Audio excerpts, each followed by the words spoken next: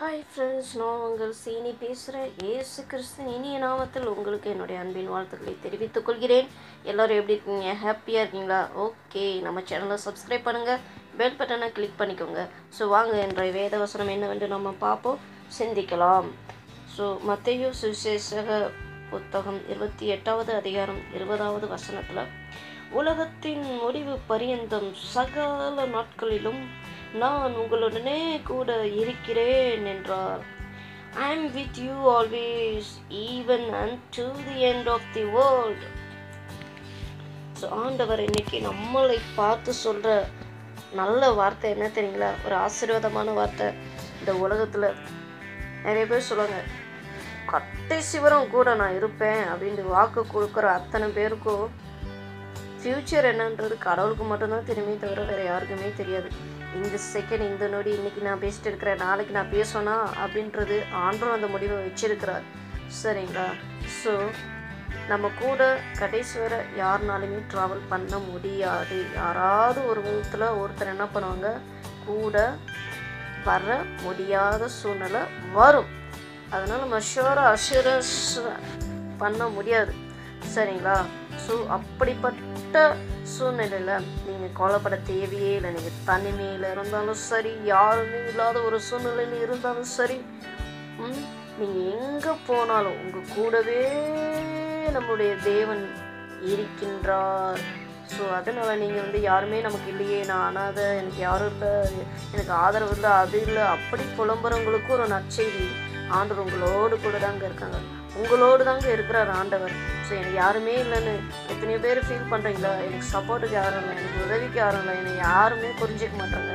உங்கள் கூட ஆண்டவர் இருக்கிறார். உங்களை புரிந்து கொண்டு உங்கள் கூடவே எல்லாத்தையும் பார்த்து கொண்டு இருக்கிறார் நம்முடைய ஆண்டவர்.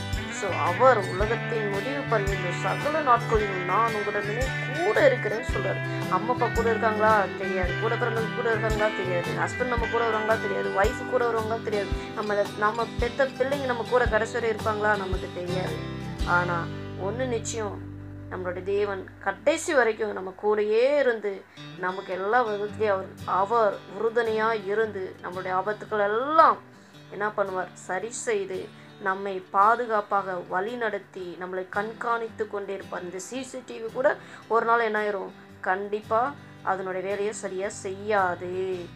பவர் ஆஃப் ஆனால் அவ்வளோதான், எல்லாமே முடிஞ்சு. ஆனால் நம்ம தேவனுடைய பவர் என்றைக்குமே ஆஃப் ஆகவே ஆகாது. அவர் மிகவும் வல்லமை உள்ள தேவன். அந்த தேவனுக்கு முன்னாடி எதுவுமே இல்லைங்க. ஸோ ஆண்டவர் உங்களோடு கூட இருக்கிறார். அதனால் நீங்கள் கவலைப்படாதீங்க, பயப்படாதீங்க, தைரியமாக இருங்க. நீங்கள் நைட்டில் ஆஃபீஸ் போயிட்டு நீங்கள் லேட்டாக வீட்டுக்கு வரீங்களா, ஐயோ இருட்டாக இருக்கா, பயமா, கவலையே படாதீங்க. உங்கள் கூட எப்பொழுதும் ஆண்டவர் இருக்கிறார்.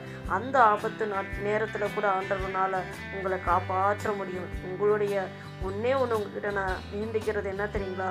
ஆண்டவர் உங்களை கூட இருக்கிறன்றதை நீங்கள் நம்பணும். அவரை நம்பினா தான் இந்த அற்புதத்தை எல்லாம் உங்களால் உணர முடியும், விசுவாசிக்க முடியும், அனுபவிக்க முடியும். அவரை நம்பும் விதத்தில் தான்.